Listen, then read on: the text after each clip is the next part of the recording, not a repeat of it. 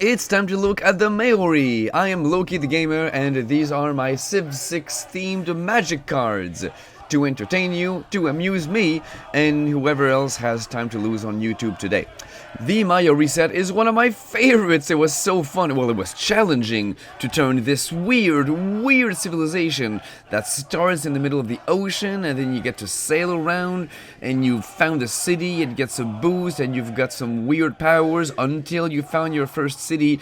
It's just so outside the box in Civ 6, so I had to find a way to make it do something similar in Magic. Let's take a look. This set has 1 legendary land, 1 leader, 3 unique builds, and 1 card based off of the leader's agenda. So far, everything is nice and traditional, but let's take a look at an overview of the Māori. There's the concept of exploring the sea. I made that into a land fetching ability. Seems reasonable so far. Then there's the concept of founding a city. Now, that has always been a little bit of a up-in-the-air kind of concept. You won't find the concept of a city on my equivalency sheet here. So what is a city? Very often, I treated that as a creature. Or sometimes it's a card in exile, sometimes it's just damaging an opponent through combat, a number of different ways. So that's why it's just too floozy to consider putting that on my chart. But in this case, I considered the concept of founding a Māori city as summoning a creature. Then there will be ships. Ships obviously translate to vehicles. Sometimes, for the equivalents to be closer to reality, I enforce the fact that these vehicles must be blue. So blue vehicles specifically are considered ships.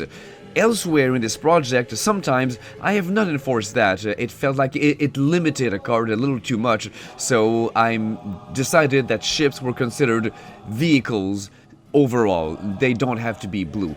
For the Māori, you'll see sometimes I enforced the blue requirement, other times not. So I allowed the balance of the card to guide me to make a good decision whether it should or shouldn't require the vehicle to be blue.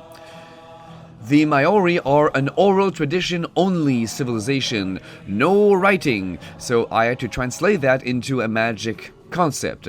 Well, I realized that where does writing happen? In a book. Where do books live? In libraries. Your library is your deck, so if you can't write, then you can't tutor any cards from your library. With some exceptions. Land fetching, for one thing. I started the overview by stating that exploring the sea equals land fetching, so obviously you're allowed to tutor some cards, just not non-lands. More on that later.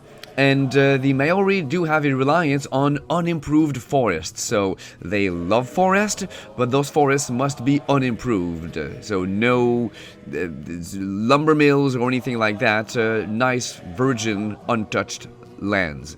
Forest specifically. And finally, there will be some culture and faith boosts. Those bonuses come together, so I made them do the same thing. If you look at the chart, it just so happens that faith translates to a number of things, culture translates to a number of things as well, but they have one thing in common: they can translate into life gain. So I made them both translate into the same thing, life gain. Because these bonuses do come together hand in hand in Civ 6, so why not turn them into just one single bonus in Magic? The color identity of the Māori will be, well, blue obviously, as such a seafaring Civ must be blue, but green as well because they love their woods, so blue and green. The land of the Māori have the following ability in Civilization 6. It's called Mana. That's not confusing at all. So you begin the game with the sailing and shipbuilding technologies. Your units can enter ocean tiles right from the beginning. You get extra movement. So all of that is seafaring related. I obviously gave magic ships a boost, not so much movement, but rather military boost, so stat bonuses. I thought that was more interesting, even though it's not exactly the same as movement bonuses. Then there's that ability that concerns unimproved woods and rainforests. So your unimproved woods and rainforests gain extra production. So you gain by not bothering to improve the land. That's why you play the Maori just by chilling, just by not doing anything particular. Don't bother with builders very much, and you just win the game. It just happens by itself. That's why I feel that the Maori is a bad civilization to play if you are a beginner. It will give you bad habits. You'll play your second game not understanding why is everything going so badly? Why am I so far behind on everyone else? Because you played the Maori and you didn't bother with builders, not realizing that, okay, other civs, they do have to worry about builders. So it'll give you the bad habit of not bothering improving your land, which, is not something that you should do. You should not improve the land with anyone else than the Maori. Oh boy, I've made better sentences than that. What was that? A triple, a quadruple negative? Anyway, let's move on. Actually, we're not done. The mana ability is not even done. You get culture bombs for making fishing boats. I did not really use that. It's bad enough that there is a land fetching concept in Coupe's card. I didn't need another one. And finally, great writers cannot be earned to represent this oral tradition concept. And yes, I worked that into my card with this no tutoring thing. So a whole lot of things in a single card. Now normally this many things I would spread across the two sides of a modal dual-faced land. I didn't feel that for the land of the Maori. I felt that I wanted to really give it huge boosts and also huge penalties all in one single land. So let's see what I did. Aotearoa, land of the Maori. Yes, that is indeed what the Maori call their land. Legendary land, rare card. It enters tapped. That's the least I could do, given all of the awesome powers it has. The mana ability states blue vehicles. So there you go, ships. Blue vehicles you control get +1/+1 for each creature that crewed it this turn. So there you go. I issued the movement bonus and instead turned it into a stats bonus, a military bonus, and I thought it was high time that something did that. It's something that rewarded you for crewing a vehicle like a lot. So the more creatures you use, the stronger your vehicle will be. It goes against the instinct we have. Let's crew our vehicles with as few creatures as possible so we can crew more vehicles in the same turn. I have, 3 vehicles. I'd like to crew them each with only 1 creature, so therefore I can crew them all. But this goes against that instinct. It motivates you to crew your vehicles with a lot of creatures, so fewer but stronger vehicles, so really building tall instead of building wide. Now, the oral tradition thingamajig, you can't search your library for non-land cards. And finally, the fact that the Maori start the game with shipbuilding, and the fact that they have a production bonus for virgin woods. I rolled into 1 mana ability that taps for 2 colorless. Use this mana only to cast vehicle spells and only if you control a forest. So here, in order to make the ability a bit more versatile, I removed the blue restriction. So even though in Civ 6, yes, we're talking about shipbuilding, I decided to make it a bit more useful, and therefore you could use that mana for any vehicle, not just, quote, ships, not just blue vehicles. But in order to make a reference to the fact that the Maori do get their production bonuses from unimproved woods, well, you must have a forest. Doesn't say that it has to be unimproved, but more on that later. There are many other aspects of these Maori cards that I created that do care about the land being unimproved, so without any land auras. And finally, the land does tap for a blue and a green. Or a green, I should say. enough amazing goodness with this land. No, it wouldn't tap for 2 mana. One or the other. And there you go. I do try to balance my lands, but obviously I failed with this one. It does quite too many things to be a balanced card. So do tell me what you would do. Would you make this into a dual-faced card and stick some abilities on one side, some abilities on the other? Maybe that would help. That would be a start. I don't know. I quite like what I did. I like the fact that it has restrictions. It enters tapped. You can't search your deck, things like that. But it does do quite a lot of things, and it does that, for free. You've got a static ability. I mean, really, a land with a static ability that boosts your vehicles like that, it's a bit too crazy. So there are ways to preserve everything I've done, but tweak it, I'm sure there are.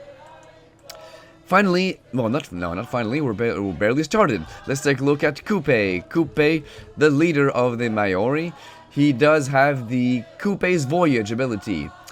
That's the crazy, unique aspect of this civ.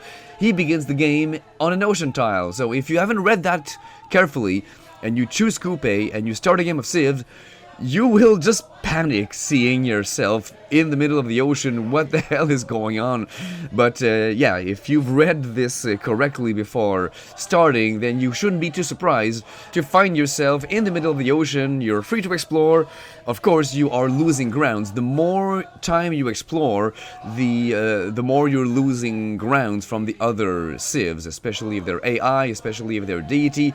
So yes, you don't want to explore too much, but the game does give you a few little boosts while you're exploring, so you can't do that forever unless you're doing the infamous No City Challenge of the Māori. That's a different story, but normally you will get tired of exploring. You want to actually start catching up. These little bonuses cannot, keep you competitive for very long, so you do want to settle, and when you do settle, your first city gets a little population boost and gets a free builder.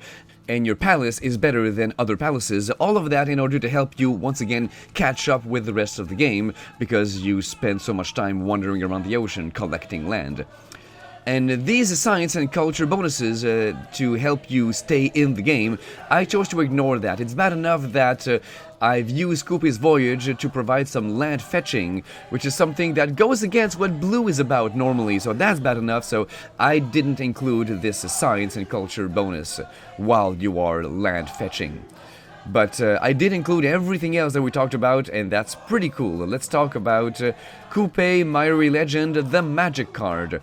For 2 mana, 1 blue and 1 generic, you've got this mythic rare, Demigod Advisor. Yes indeed, he is one of only, I believe, 2 legendary creatures in this project that isn't a human. So he is immune to Basil II's Byzantine with his religious conversion abilities. Well, more on that if you go watch the Byzantium video. So yes, Coupe is a demigod advisor, not a human. It reflects the fact that there's no hard evidence to prove that this person has actually existed in true history. So yeah, demigod advisor, not a human.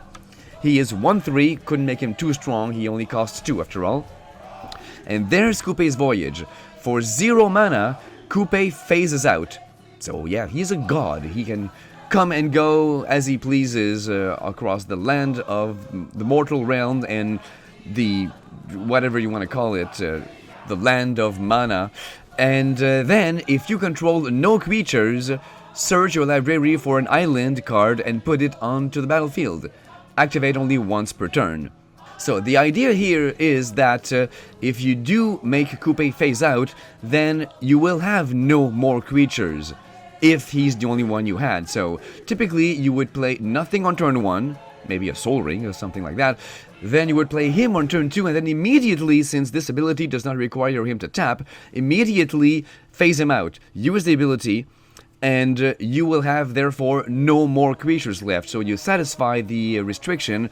If you control no creatures, you get to fetch a land. So basically, as long as Coupe is alone, you can use him again and again and again and fetch more and more and more land. So build your land base very quickly at the rate of 1 per turn, and you can keep doing that as long as you don't bring in new creatures in play.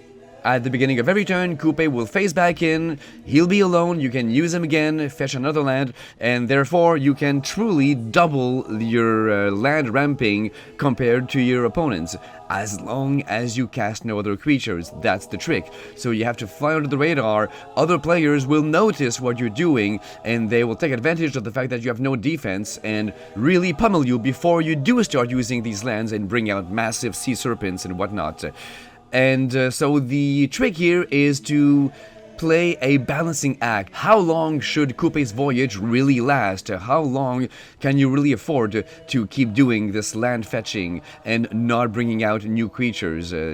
Yeah, you're painting a big target on yourself the longer you do that, but it's very tempting to do that.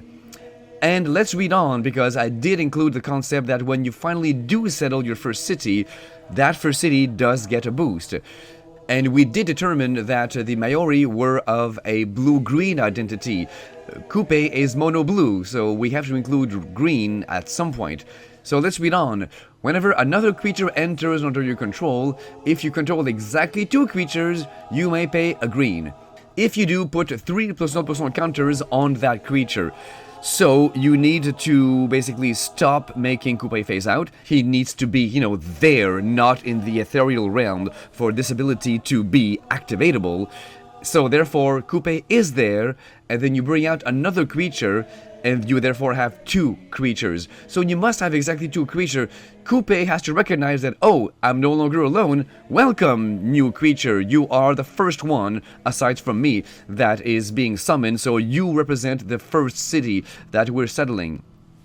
That means if you allow Coupe to phase out, and then while he's phased out, you summon something, you summon a creature, next turn Coupe will phase in, you'll have him and another creature, and then next time you cast a creature that turn, that will be your third one. So you will miss your chance, you'll miss your opportunity. So it's very important that you truly do not cast a creature while Coupe is phased out if you want that boost to happen. And you do want a boost because you've been playing without any creatures, so to speak, for who knows how many turns. You do need a big fat creature that brings you back into this game. So yeah, you really want these 3 counters. And of course, you have to pay a green. I find that very interesting because it represents the Māori's reliance on woods once again. And also, Coupe's voyage allows you to fetch islands.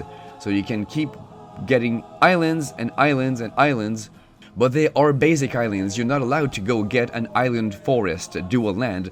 So you need to rely on your other draw. You need to rely on your starting hand to have some green mana source in order to reliably be able to pay that green. So a lot of moving parts, truly a card that stands out. It does not behave like a typical commander, and sure enough, it's perfect for a leader in Civilization 6 that does not behave like a typical leader. So I'm really excited about this Coupe Māori Legend card, and yes, fetching islands seems to be outside of the color pie of blue, but the card does have green. It does have green in its identity, so it's not too far-fetched to consider that this guy fetches islands. It fetches lands, and he cares about green, so there you go, it's not all that hard to believe. Moving on, it's hard to follow up such an act. The Toa unique unit is a unit that reduces the power of nearby enemies, so that to me screams flanking. It's not the first time that I've reused the good old keyword of flanking from Magic. I love doing that. I love reusing existing keywords. It's my prerogative as a homemade fan making card person dude to use any keyword I dang well please. Normally in a new Magic set, if they choose to bring back a keyword, they would bring it back a lot, not just sprinkle here and there a few mentions of it. They would bring it back officially in droves, and they wouldn't sprinkle a ton of different keywords. No, they would bring back 1 or 2. In my case, hey, who cares? I bring back any amount of keywords I want, no matter how old they are, no matter how unpopular they might have been. Flanking fits the Toa perfectly, just like any other time that I used it, so there we go, it makes a comeback. And the Toa, interestingly, in Civ 6 is one of those rare military units that actually has charges. You can use a charge to build a pa. What is a pa? Well, let's take a look. Not yet. It's a land improvement, so it's a whole other card. We'll take a look at it in a second, but let's finish the Toa unit. For 4 mana, 2 green and 2 generic, you've got this uncommon human warrior with flanking, sure enough, and you get to sacrifice this creature, search your library for a card. Oh snap! I just realized that you can't search your library. The land of the Māori prohibits that. You just have to choose, play with the land of the Māori or play with the Toa, not both. If you have both in your deck, then hope that the Toa comes up before the land comes out, or else maybe you just won't get your Pa and you'll use the Toa for the nice 4/4 body that it has, with flanking. Anyway, let's read on. It's funny how this realization came to me right here now, live, as I was recording. You were a witness to it. So, sacrifice this creature, search your library, if you can, for a card named Pa, and put it onto the battlefield. If you search your library this way, shuffle. So there you go, you can use it for the 4/4 flanking body that it has, or get the Pa. That's it, and the Pa is an improvement on the land. Now, normally the Māori dislike improvements on the land, as we've said before. They want all of their land, their woods especially, to stay pristine, virgin land. And the Pa gets around that by being not a land aura, as I make most of my land improvements, but rather an artifact fortification. That's right, it's time to bring back another old keyword, that of fortification. Now, of course, Fallout beat me to it. We never thought we'd see another fortification again, and the Fallout set surprised us by creating a new fortification card. So who knows, maybe that's a sign that there might be more in the future. And honestly, I don't see why not. It's perfectly suitable. You get to target a land and give that land a little ability, and you do that through an artifact instead of an aura. Why not? Well, in my case, it's really fit the bill because, once again, the Māori do not like land auras. That's how I designed them, you'll see soon. And instead, you've got something that goes on land but isn't a land aura. It's perfect for them. It costs 4, or of course, you get it for free if you sacrificed your unit to get it. And you can fortify it for 1, so you target a land, you attach this to a land, and the land becomes fortified. And the fortified land has tap, target creature gains indestructible until end of turn. If this land is a mountain, that creature also gains +2/+0 until end of turn. So in Civ 6, this land improvement must be built on hills. Of course, hills are very akin to mountains, makes sense, but I was not about to make that a mandatory restriction. Of course not, because then Coupe wouldn't be able to use that in his deck. If I said that the target land must be a mountain, then yeah, that's not a lot of fun, not being able to use your own cards. Instead, I made it so that if you do target a mountain, you get a little bonus. Coupe wouldn't be able to get that bonus, but other civs who do want to use the Pa, it's not like it's, forbidden, they might want to use that to make even better use of it than Coupe can. And the real point of this is, of course, to gain indestructible, to give indestructible to a creature until end of turn, which represents very well how defensive that thing is. A creature enters the Pa in Civ 6, and it gets immediately a whole lot of defense. It burrows in, and it even heals. So yeah, give it indestructible, that covers all the bases. So we talked about the unique improvement that the Tau can create, but what about the unique improvement that the Māori can create on their own? It is a building that goes in the theater square. It replaces the amphitheater. So expect some culture to come from it, but also some faith. That's what's unique about it. And the faith and culture boost are dependent on the number of unimproved tiles in that city's radius. So once again, this scales up for the number of unimproved terrain that the Māori has, reinforcing the fact that the Māori do love their pristine, untouched woods. And this is where I decided to turn the culture and faith bonus into just one single bonus, that of life gain. Let's take a look at the card. You'll notice it is not a typical building. Normally I turn buildings into land auras or artifacts. This time I turned it into neither, especially not a land aura, because it goes against everything that the Māori stand for. They don't want things built upon their land. That would truly break everything they stand for, not just, morally and thematically, but also in game terms, because it says that for 1 green and 2 generic, you've got this common instant stating each opponent loses X life and you gain twice X life, where X is the number of forests you control. So twice X to represent the fact that 1 X represents the faith bonus and the other X represents the culture bonus. Isn't that cute how it works out?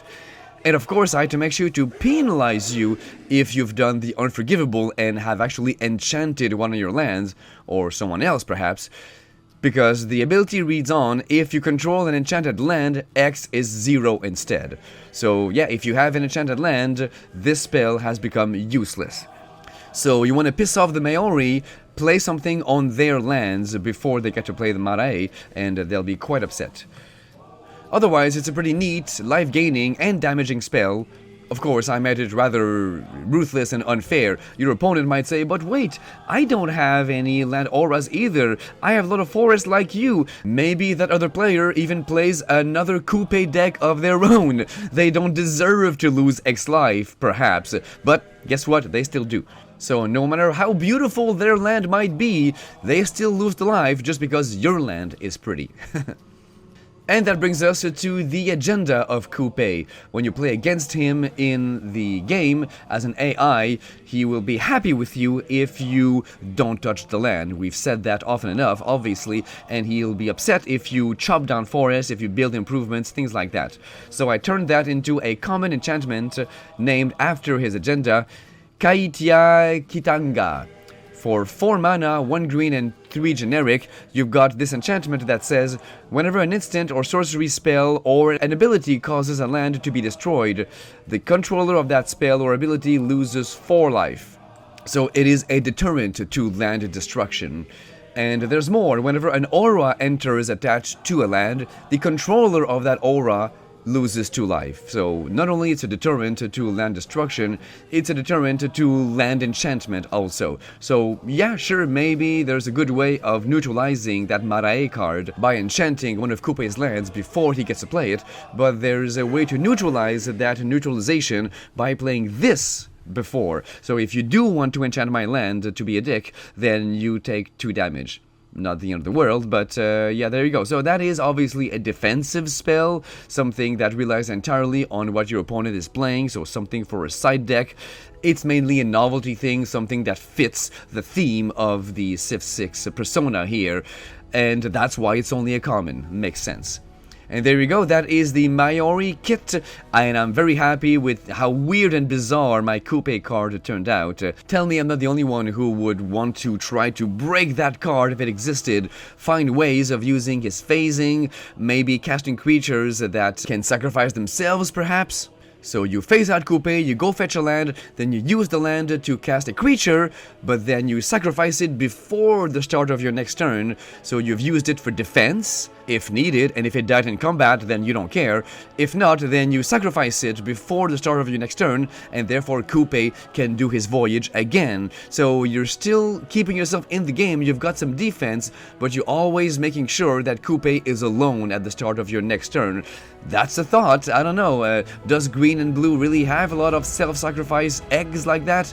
And of course, if you do find them, then creatures normally don't die for no reason, they die for a purpose. So you would get the benefit of whatever that card does when it sacrifices itself. So there's a thought there in the fact that your creature, when you're done doing voyages and you finally do want to cast a creature, found your first city in other words, well that creature comes in with a whole bunch of counters. Maybe you want to make this a +1/+1 counter deck, something that thrives on those counters. I know that merfolk dude that doubles the amount of counters on a creature is blue-green, so he could fit there. I don't know. Many ways of approaching this, I would love to do that, and of course, maybe landfall is a thing. I know that you can't have landfall creatures because them being creatures, they break the voyage, but enchantments that have landfall triggers, you get those in play early and then keep doing your voyage, keep doing your massive landfall triggers. If you can do that and count on your little self-sacrificing egg creatures to keep you alive while blocking attackers, then who knows, maybe that's a cool way to handle this. And of course, just because you've stopped your voyage, now you've started to actually cast creatures, doesn't mean you can't start your voyage again. If all your creatures die through blocking or you've sacrificed them all, and Coupe is the only one left, well, you can start voyaging again. I am really glad that Coupe's colors are not the same as Yorion or Brago, because all of that flickering and bouncing could possibly enable you to do some crazy things that I hadn't even really thought about until just now. But that's not an issue because there's no white involved, thankfully. Let me know in the comments if you would also fix the land of the Māori or leave it as is, and I will talk to you later. Loki the Gamer, out.